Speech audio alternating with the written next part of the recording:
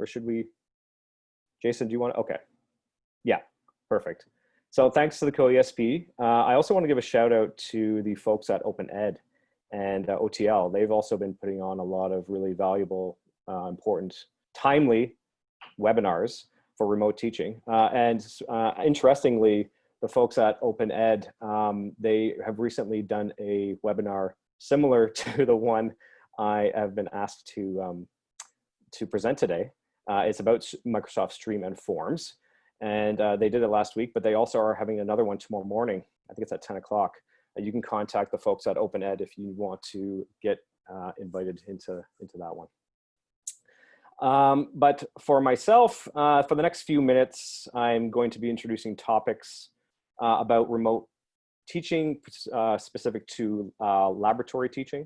And while I'm introducing the topic, I would ask on your web browsers, if you can open up your web browser and log into the Microsoft Office 365 suite, and specifically the Streams app, because there will be a part during the webinar where I will ask you to access one of the videos that I've made and to complete one of the cool embedded quizzes that will pop up during the video stream.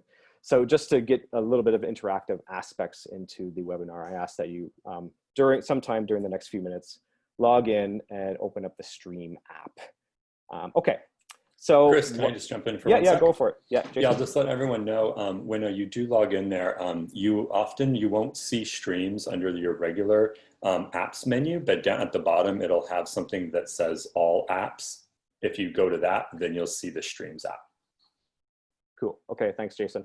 It's not immediate. There'll be plenty of time for you to get logged into that. But thanks, Jason. So I'm Chris Meyer, and I'm an undergraduate laboratory coordinator focusing on botany courses in molecular and cellular biology. And so part of my work is designing and facilitating in-person labs for 3 undergraduate botany courses. And myself and the whole teaching team, graduate students, instructors, we really pride ourselves on the pragmatic hands-on learning experiences that we offer to students. So like most of you, I am currently faced with converting all of my course content that includes in-person laboratory content to a online format. And so it's challenging. I admit it, it's very challenging. But when I started thinking about such conversion, I asked myself this question, like when lab content is not delivered in person, how can we provide a similar learning experience? So it's clear that we can't provide the exact same learning experience, right? Like an in-person experience that most of us are accustomed to and that we've been doing for a long, long time. It's clear that we can't do that anymore. So our outlook, our goals, and our learning objectives need to change. By tweaking the learning objectives to perhaps better match an online delivery format, then we can start to provide content that is a different experience, but can hopefully still match the academic rigor as an in-person teaching experience is, okay? And I hope that that's something that you think about. That's something that I continue to think about when I'm thinking about all of the conversions that are ongoing right now. So one thing I find helps is to distill the laboratory content that I've developed over the years, distill it down to its core scientific principles. And this can reveal the true learning objectives. And I hone in on some of the key aspects of the learning objectives and try to work toward providing the best content in an online delivery format. So, while my labs are going to be fully online for the next couple semesters at least, I don't intend to, when it's safe for students to return to the campus, I don't intend to have it as completely online, right? We will resume hosting in-person laboratory experiences when it's safe for the students to return to the campus. But that being said, I don't have any intention on reverting back to the old normal, right? The old normal of what I used to do. So much of the revised content and techniques that I'm currently developing for the online delivery, I will keep that, and I will use it to augment or complement my in-person offerings. And I hope that's something that you also think about too, is this is not a huge waste of time. And in fact, I see it as an opportunity to try out some new things. It's to think creatively and to help and to work to making my labs just a little bit better. So with that being said, the COESB has been thinking, the committee of the COESB has been thinking a lot recently about online teaching. And I'm going to share my screen here, and specifically, can everyone see this Remote Labs infographic? Yes. Jason? Yes? Okay. So this was produced by the COESB committee, and perhaps you've seen something similar, the pathway for remote teaching that's been floating around the college. And we've also produced one for Remote Labs. Maybe you haven't seen this one, but it is available on the CourseLink CTN website, and this is where I picked it up from. But it's a nice infographic. It's very pragmatic, and it's based. Some of the content here is based on surveys that we had sent out to the students. So you know, we're moving our lecture and lab courses online. So what did the students say about this? Well, two key things that they feel like they need and that they're going to be missing: experimental context. So this can include videos, animations, images. These are ways to provide experimental context in a remote teaching setting. Furthermore, they're going to miss interacting directly with TAs and instructors, but we have so many great video technologies available to us where we can continue to connect with students frequently during the semester. And so we want to continue to connect. We want the students to ask questions, and we want them to continue to learn skills, but just in a bit of a different way. So jumping off of the needs and the misses, there is a framework which follows here. And you know, when you look through the parts of the 6 parts of this framework, we do most of this already as a part of our in-class, in-person teaching. So for example, students writing the procedure, predicting, hypothesizing of an experiment, receiving or collecting their own data, interpreting that data, and writing lab reports or completing assignments. Like, we do all of this already. So it's just a matter of trying to change that into an online setting. The one part of this framework which is unique, I think, is watching videos of the lab. Now, perhaps some of you have already in the past have thought about this and have produced videos, and you have a head start. I must say, you have an excellent head start to do your online conversion.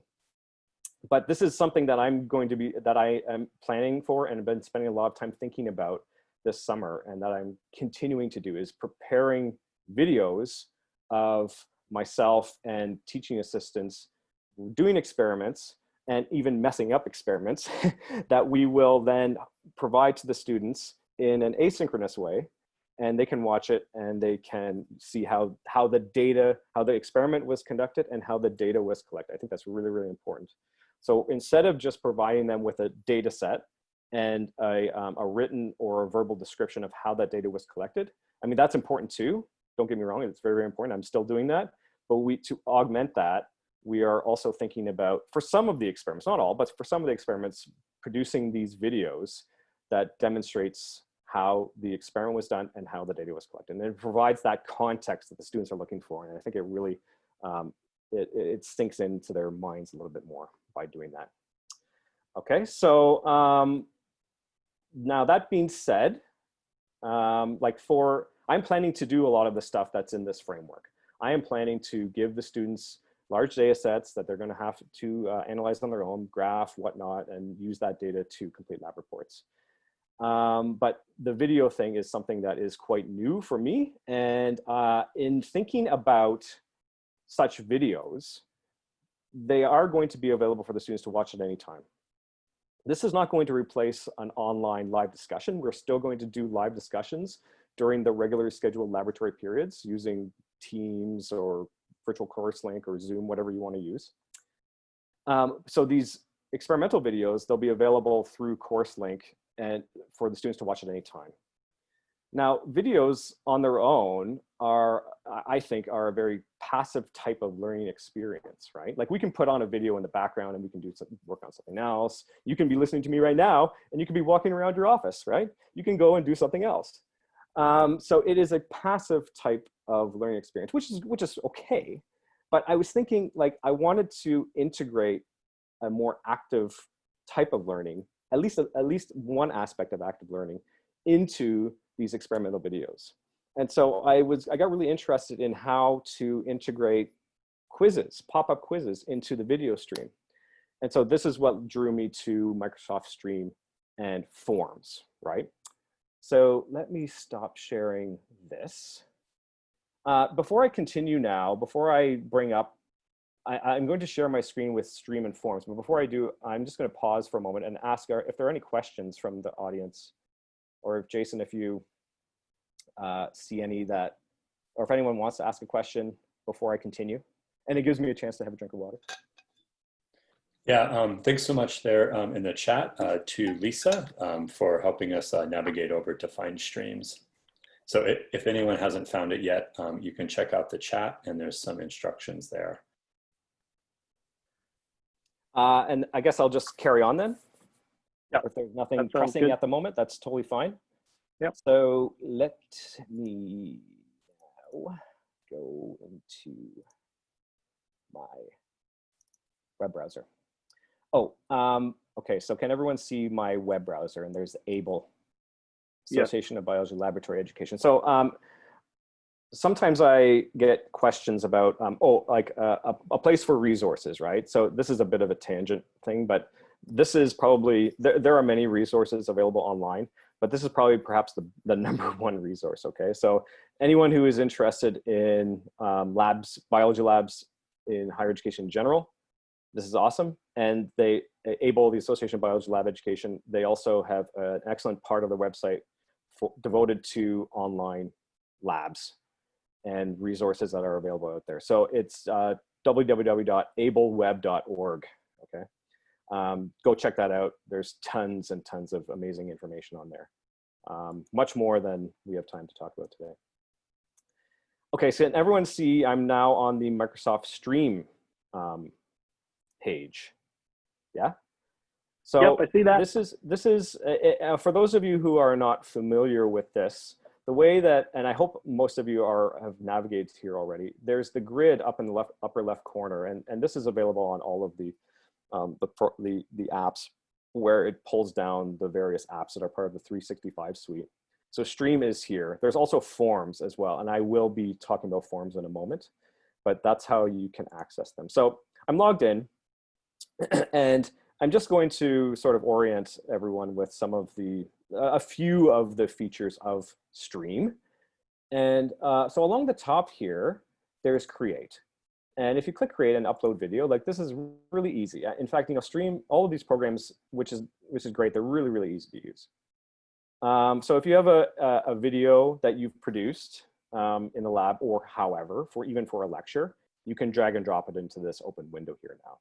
And I'm not going to do that because it takes time, but it's really, really easy. And then once you've done that, it will be a part of your content or my content. Now, another good thing about the whole Office 365 package, and including Stream and Teams, is that you can create groups. Now, this is important if you want to have all of your students as a part of a group. And if you wanted to share a video, for example, just with the group. Now, the only limitation, and if anyone in the audience has some advice on this, I'd love to hear it, how to easily get your class list from CourseLink to create a group within the Microsoft Office 365 suite. If anyone knows how to do that in a really easy way, I'd love, and I'm sure a lot of other folks would love to hear about that, because I don't want to have to put in, like, for a class of several hundred students one at a time. Anyway, so creating a group can help you to keep the content specific. It won't be accessible to anyone else. That's the thing. Okay, so now along the top here, we have my content. And I pull it down, there are a number of options here. And videos, so I'll click on the videos option. And so in my personal content video library, I have 2 so far. And I'm going to be talking about both of these videos in due course. But the first one that I'll talk about is the one labeled TimePy 02. And I hope everyone can see that, TimePy 02. But before I click on that, you'll notice all of your videos over on the right-hand side of the column, or I'm sorry, the row, there is a little pencil icon. And if I hover over it, it says update video details. So I'm going to click on there. And this is an excellent place to create settings and provide video details. So for example, you have the name or the title of your video, which is I have right here, and then a little description. And so I'll talk about this just a little bit now and a little bit in the second video that I'll show. But so of course you have like a caption. And the neat thing about the description is you can add hashtags, and these hashtags are searchable.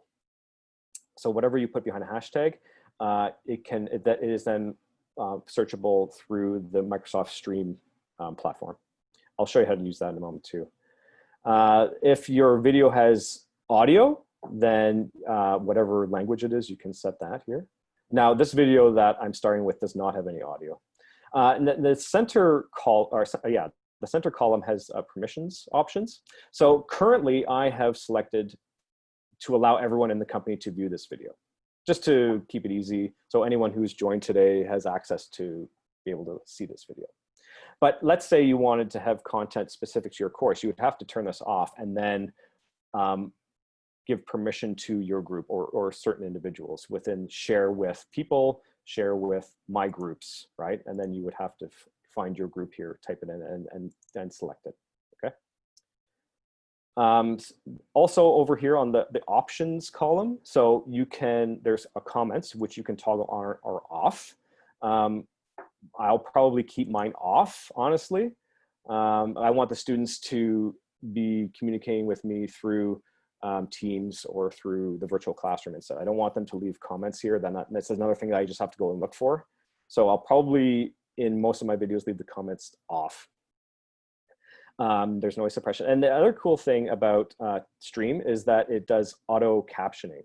Auto's closed captioning. Now, this current video doesn't have any audio, so it's not going to generate a caption file. But in the second example I'm going to show, I will talk a little bit more about captions, okay?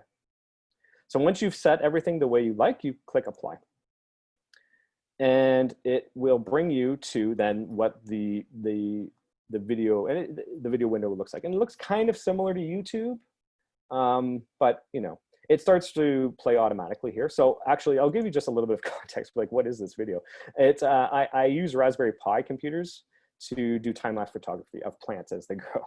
And so this is a Raspberry Pi in a grow chamber in the Phytotron, and it's looking down on Arabidopsis thaliana plants. And it's a time-lapse video, so it's a total of 3 minutes long. It's about 6 or 7 weeks worth of growth, right? So anyways, I'll just continue to play that as I keep speaking here, but you can go full screen on here, and you know, it's fun. Below the video is the caption with your title and the author and the caption here. So by clicking on see more, it reveals all of the content of the caption. So you'll see that my hashtags are now hyperlinked, which is pretty cool. And again, I'll show you in a moment how you can use those as a search feature. Furthermore, down below the caption, there are a number of other options available to you. Like there are a few settings here, the 3 arrows. Again, you can go back and you can replace the video, you can delete it, you can update the video details from this options here. You can like it if you really like it, and you can share it. So this is really important, the sharing feature. So if I click here, yeah, it gives us a web address where if I copied it, now I could put it into CourseLink in our CourseLink content. So it's easy then for the students to find, okay? You could also email it, or if you had a website that you wanted to embed it in, you could do that too. So anyways, the point is that there are a lot of features available. It's quite feature rich. Just like YouTube, honestly. So like YouTube has a lot of, and probably more features than Microsoft Stream does. But the reason why we would want to use Microsoft Stream instead of a program like YouTube is because we can embed these pop-up quizzes into the video stream, which for me is like the most exciting and attractive part of using this as opposed to YouTube, right? So before I start talking about that, the integration of the quizzes. Jason, are there any questions? I'm going to pause again. Does anyone have any burning questions that they want to bring up?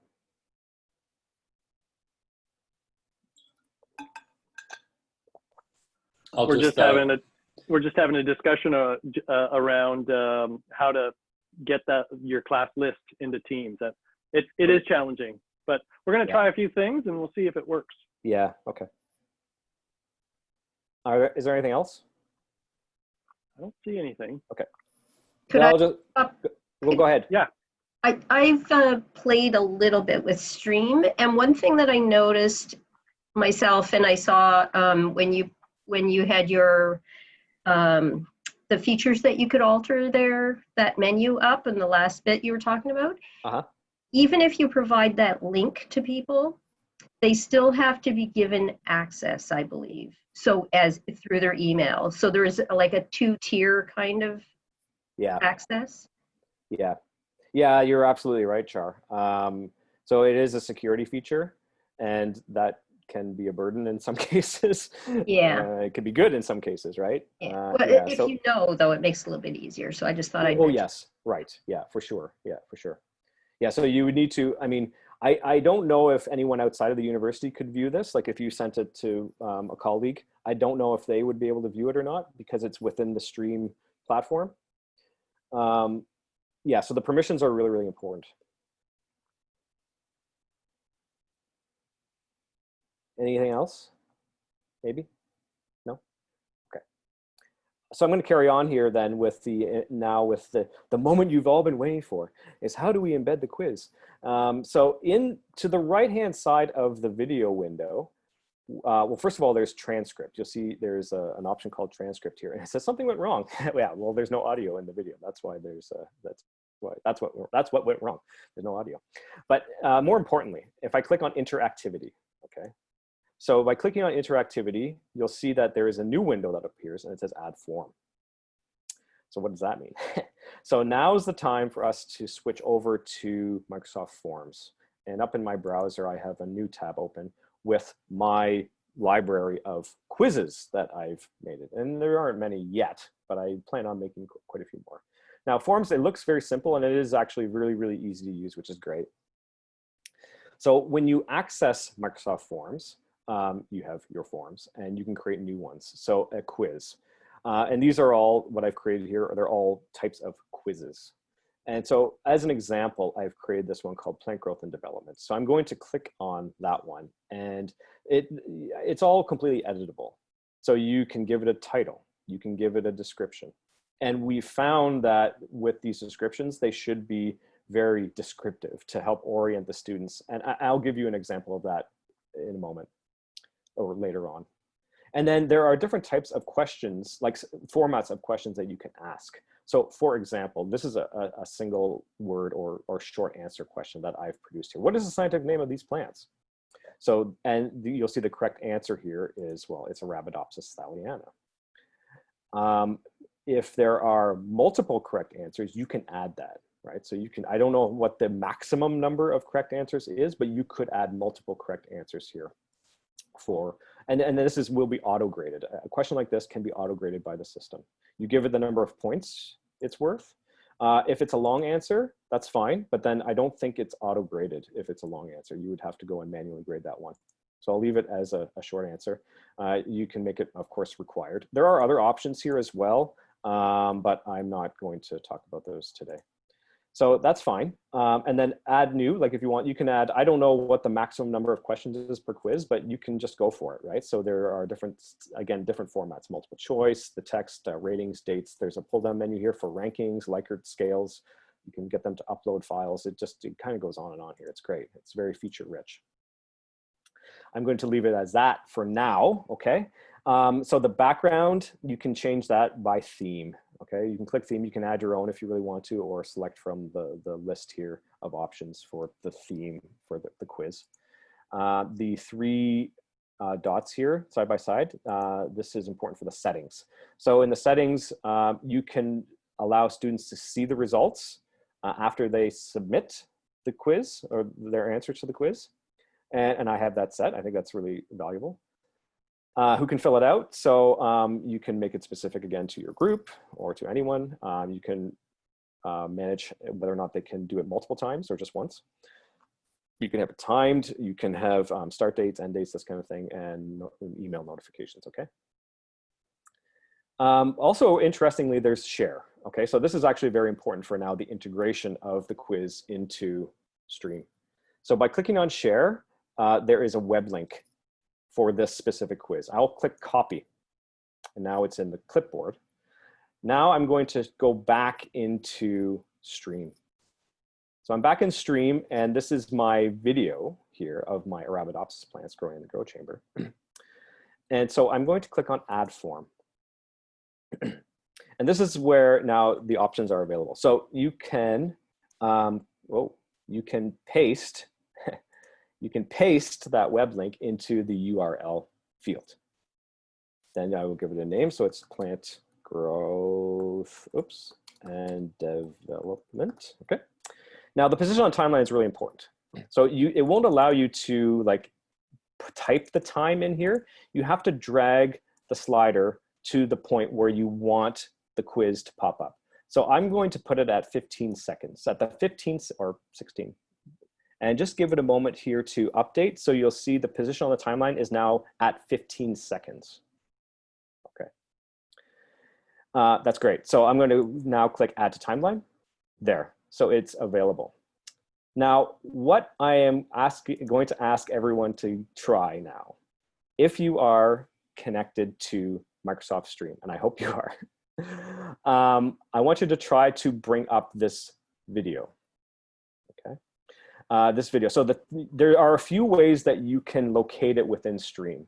In the search feature, the search window here, where the magnifying glass is, you could type the title of the video. So you could type TimePy02. You could type my name, and that you may be able to find it. Or you could type one of these hashtags. So if you type, like, for example, hashtag bot3310, you would probably find this video. Right.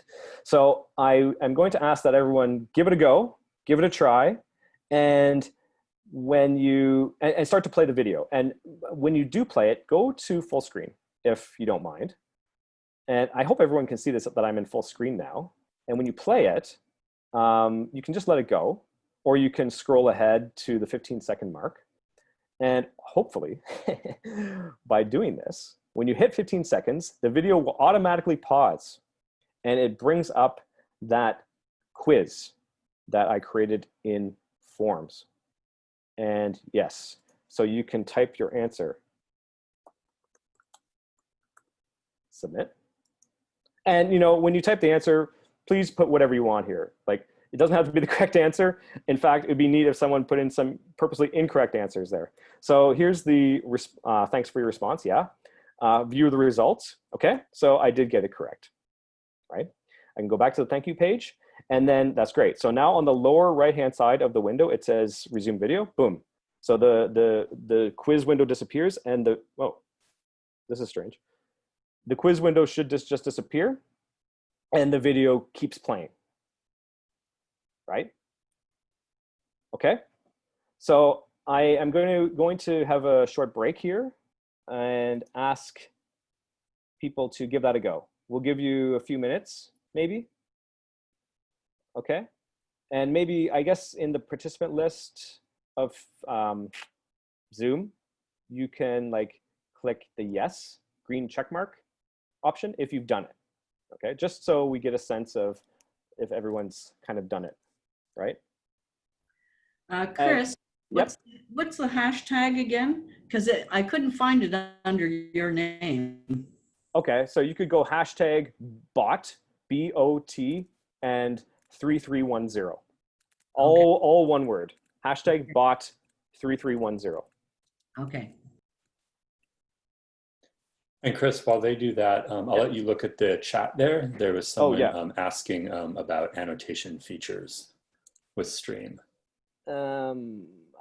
Okay, I can't. There's a lot of content in the chat window. Okay, if you scroll down to the very bottom. Very bottom. Interactivity tab. I'll come back to the interactivity tab for the second example. Annotation. Sorry, Jason, I don't see that. Sorry, the one right above that from Sarah. So if you Annotate can pointers. annotate pointers. You wanted to point out a structure on the, I don't know. I mean, like, you might, that's something that you might need to do in, like, you've made your video and in your post-processing before you bring it into Stream. That, I think there's some video editing software where you could probably do that. But this, I don't know if you can do that in Stream or not. You may be able to. I see Stream similar to YouTube as being like just sort of a video hosting platform, not so much a video production platform. That is true, and that's great. Yeah, we might actually talk about that a bit next week, perhaps, to where you could perhaps use something like Zoom and record the video that way, and then be able to annotate within Zoom while it's recording, and then upload that to Streams. Yeah.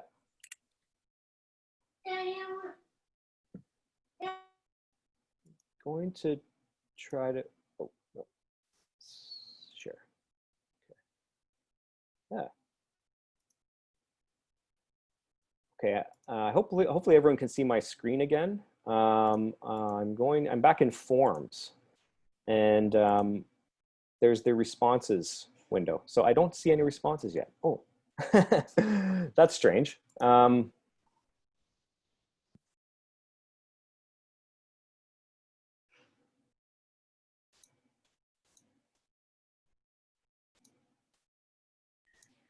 I sent Chris. Okay. Well, Yeah. I'm learning on the fly a little bit here too. So typically, after students complete the video or complete the quiz, the data appears in the responses tab of Forms. Maybe just try reloading that form again. Yeah. Okay.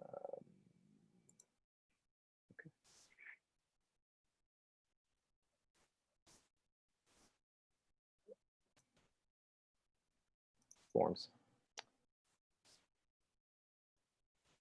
There you go.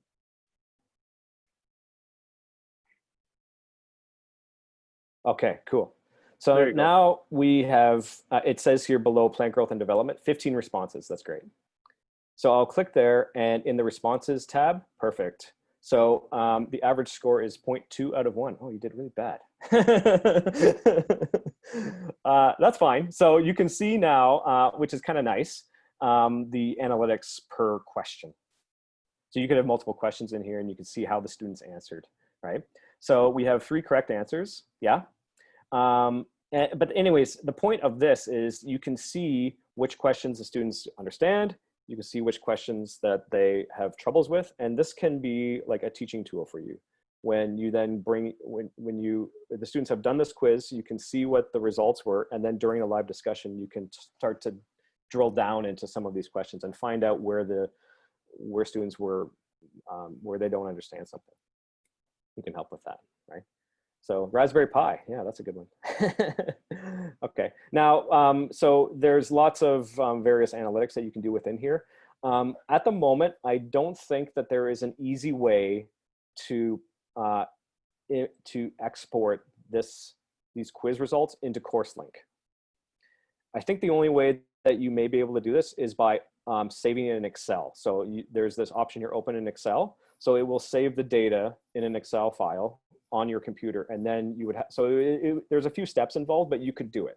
You could, from Excel, an Excel spreadsheet, you could bring the data into CourseLink. Okay. Are there any questions about that? The quizzing, the responses? Yeah, Chris, when you say exporting the data, do you mean by the students so that you could actually give them grades, for example? Right, yeah. So by clicking here on Open in Excel, all of that quiz data would be saved for each student who has done the quiz in a separate Excel file. And then you would need to somehow like bring it into CourseLink, whether that's Sure. manually typing the numbers in, or if there's an easier way to bring the data in to your Right. CourseLink grades. Yeah. So So I you think do have each student's name on there. You do have the student's Yep. identification. Okay, good. Yeah, Yep. yeah. So if I, oh, no. Yeah. So Sarah, sorry, Sarah, I'm pointing you out here. So I can see what her response was, and it was Arabidopsis, which is, that's the genus, right? And so I could say as a part of my discussion, okay, some people wrote Arabidopsis, and that is the common name of this plant. It's not the scientific name. Right? So you get this, you get a sense of where this can go, right? Where this can lead as a part of a bigger discussion. Okay, so that's fun, and I'm glad that everyone had a chance to give that a try. Okay, so now this video is it's fun, it's cool, but it's not the type of video that I was describing at the beginning, showing like us doing some kind of an experiment. So last summer, actually, with the help of Ian Smith, I created an instructional tutorial type video, and it's called Section Unit Staining Microscopy Tutorial Video. And I hope that everyone can see this here. So this is now going to be the second example. This is a real example of something that I will be providing to my students in September. I'm going to just pause that for a moment. Now, in this, well, first of all, yeah, in the video here, I am going to go back to the update video details. Okay, so one new thing that I've added here is in the description. You'll see that I have introduction, razor blade safety, and it goes on here, and there is a timestamp.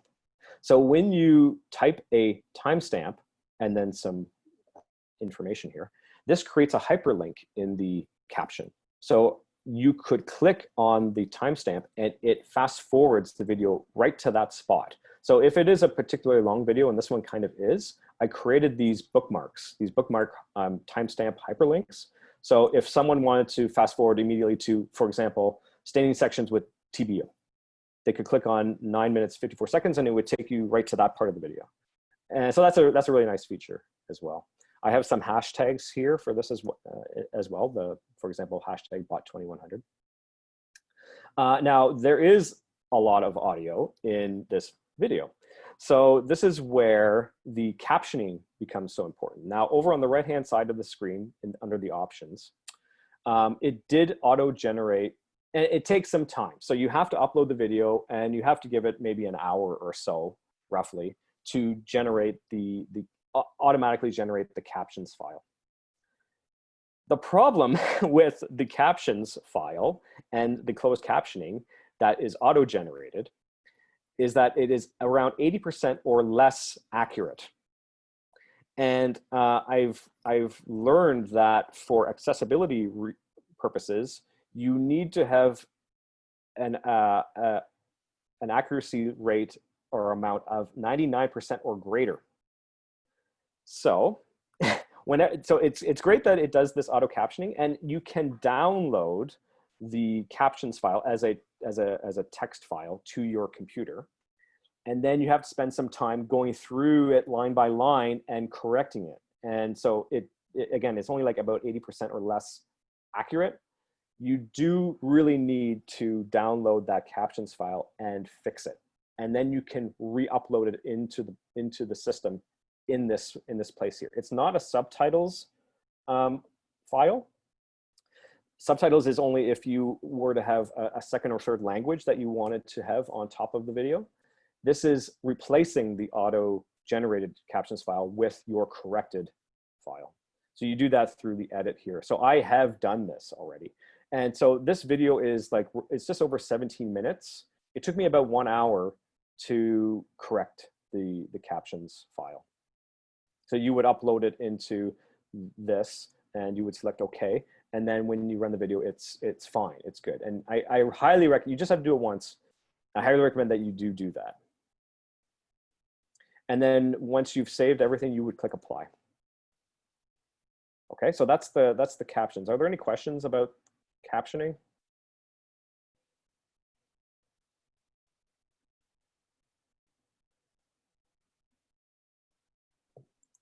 Chris, what file that you can look at to correct the captioning?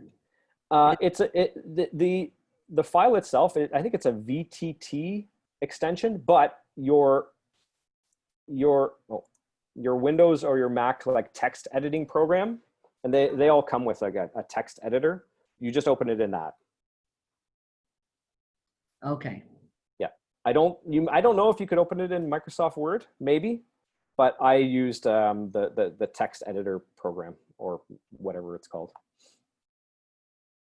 You don't have to, the point is you don't have to download anything specific. You don't need a specific extra program just to read the captions file. You already have it saved on your computer. You just might not know it. Are there any other questions about captions? No? I'm back on the main video page here.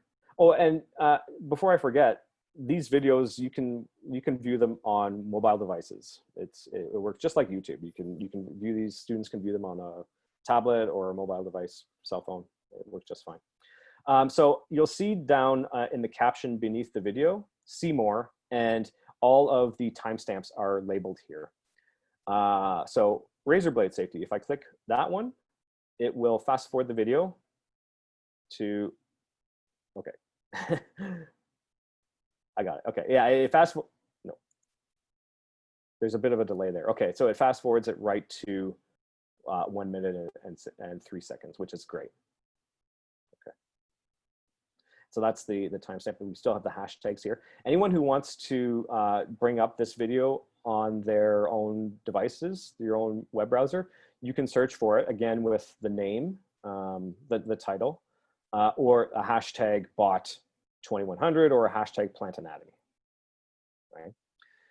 So this is, anyways, this is an example of one of these experimental tutorial style videos. And the closed captioning actually works on this one. It works really, really well. I might just mute it and play it so you can see that the closed captioning is popping up here automatically. And this is, of course, the corrected one. Yeah, so I'm talking about razor blades here, and they're really, really sharp, and handle them carefully. Okay. Now, if you look along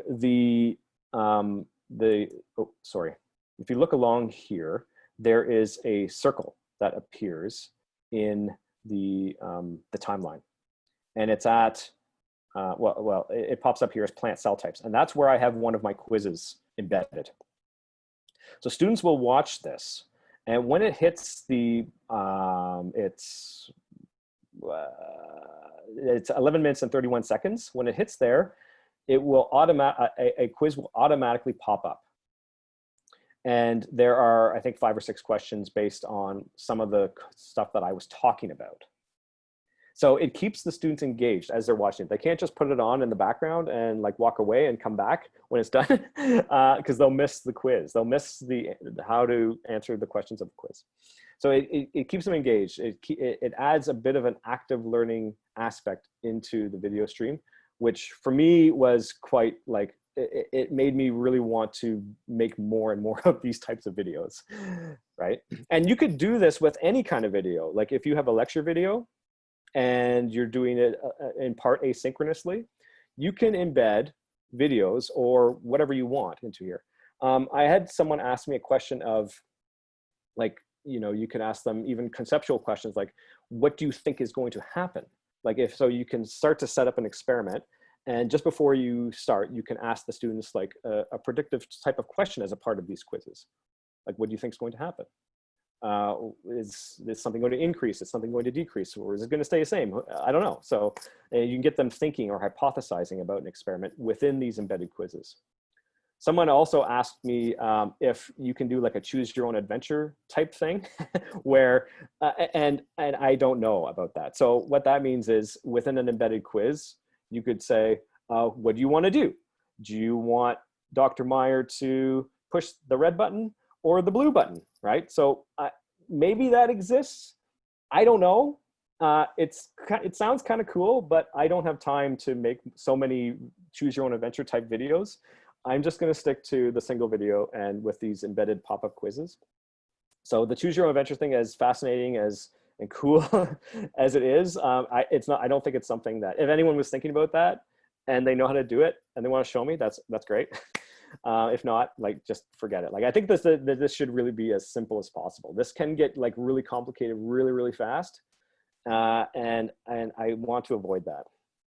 And I hope you all agree with that too. But I think that this is like embedding the quizzes is something that's really worthwhile, that will set our videos apart from anything else that's like out there on the internet, or any YouTube video for that matter.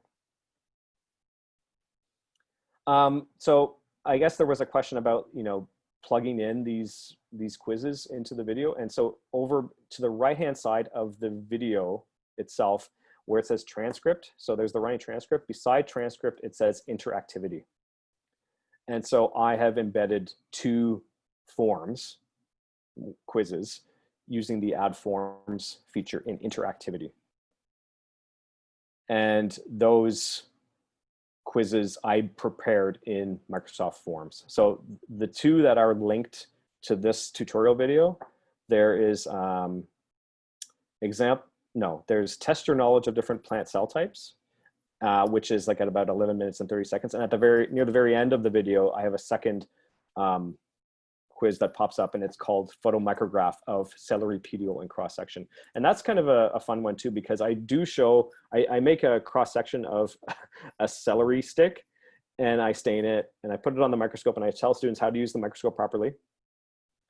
And then after that, this quiz pops up, and this is a photomicrograph of an example of a celery stalk in cross section, stained, everything that I described, with some lettered labels here, where then I ask the students, okay, what is label A, right? And if they've listened and paid attention to the video, they should easily know what that is. And I do give a hint here. So if they'd listened, yeah, they would know that that is Colenchyma, right? Okay, so then I have questions for the four labels, and then the students can submit it, and they can see immediately what the answer was. Oh, in this case, question number 4, like I'm providing 2 possible correct answers for that. The student could just say xylem, or they could say xylem trichiorelum, and both are correct. I think that if a student had a spelling error, like a minor spelling error, it would of course mark it incorrectly. So that's just something to be aware of. Like minor spelling errors are, when they're being auto-graded, they're often marked incorrectly. But it may be not severe enough that they should be marked a 0 for that. So that's something to consider. So again, like with this quiz, I would click share. I would copy the address, and then back in my the interactivity field of my video, I would add it, and I would paste the URL into the appropriate window.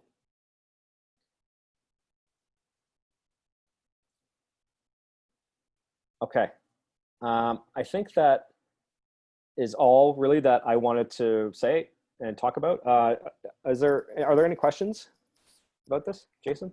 Or Yeah, I'll let everyone there kind of think about if you want to ask Chris anything. In the meantime, I'll ask you a couple of things that came up in the chat. yeah, One is associated with both what are the file types that you're able to upload, and then the other one is that someone noticed that your video is 17 minutes, and when they were using Stream, at least to record themselves, there was a limit of 15 minutes. So I don't know if you've done recording within Streams, but it sounds like you're able to upload videos that are over 15 minutes. yes. I personally have not tried using Stream to record video. The video that we're making in the lab, we're using a video camera, or you can use your cell phone or whatever. I mean, a good quality camera really goes a long way. So that's what we're using. And then we are doing the post-processing, and then we are uploading the polished video into Stream just to host it. That's all. But the quiz aspect, that's something that you have to do within Forms. And for file type, you know what file type you're uploading? Yeah, I think it is quite compatible with lots of different file types. So MP4 is a good one. I think that's what this one was MP4. I'm not sure if MKV works. MOV, I don't know. MP4 is a pretty safe file type. It's widely compatible. That's my recommendation. But look, I think that somewhere within Stream, there is a list of compatible file types. But I'm just sticking with MP4 personally. Great. One other question. Do they have to answer the quiz before they go further in the video? So there's maybe a little glitch with the form. And if you, for example, play any one of the videos that you have access to now, and when the quiz window pops up, you'll see that in the lower right side, it will say, return to video. So actually, perhaps I'm thinking a student could just resume the video without having to do the quiz. So if you want to rely on these quizzes for grading, there might be still some bugs to work out. For myself, personally, I probably won't be attaching any real grades to those quizzes. I'm going to use it as a way to, again, engage the students. And then when we meet remotely or meet virtually during the regular lab periods, we can talk about that. So it gives us like sort of a discussion point to talk about when we're discussing a topic, and maybe some conceptual misconceptions that students may have. But if you want to, I don't know. So I don't know if it's a good approach for attaching a lot of like grades to.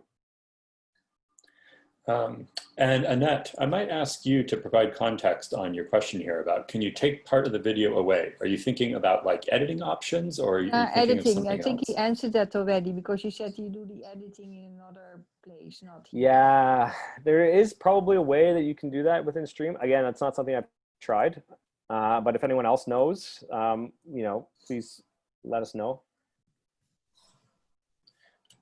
All right, great. Is there anyone else who has any questions for Chris? You can unmute and you can ask him. Yeah, Chris, I think this is a great idea. I was thinking with the embedded quizzes, it could be like a thing to help them, and you could actually put another quiz in the course link. Carol Ann, sorry, you broke up just a little bit when you were asking that, or maybe it was just a comment, was it? Yeah, I'll type it. Oh, okay. Yeah, I mean, I'm probably still going to be using quizzes in CourseLink, right? Particularly ones that we do want to grade, that we want to have a real grade associated with. You could have a similar type of quiz, yeah, sure, or the same one even. I don't know, but yeah, sure. One thing that I just thought of when you are creating these quizzes, and I'll go back to my page here. One good piece of feedback that I received from other folks was, again, when you're in your form here, and you can of course type the title. So this one is photo. Oh, I'm sorry, I'm not sharing my screen. Okay. Just a moment. I'm sorry. Okay.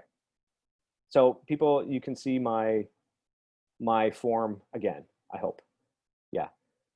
So this is my quiz photomicrograph of a ciliary pedicle in cross section. It's worth 4 points. So you'll see that what I've typed here in the description is it's a very descriptive caption. And so for example, these are the photomicrographs of ciliary. I stained it, we observed it. And there are questions below. Make sure the images that are associated with questions load before you start to answer them. That's important. Plus, it's a good idea to probably write here like how many questions there are in the quiz, and that they'll need to scroll down the page, and then that there's a submit button. And after they do that, they can view the results immediately if that's an option that you've allowed them to do. And I think it's a valuable one, particularly if it's not being marked. And then when you're finished with reviewing the questions and whatnot, in the lower right-hand side of the window, there is a button that says continue to video or resume video.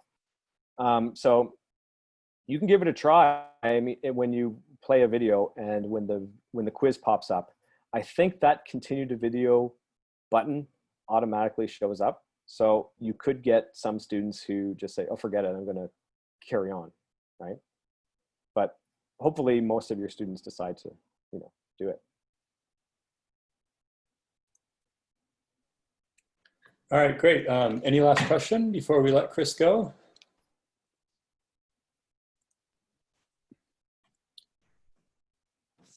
Okay, well, thanks so much, Chris. Fantastic to hear.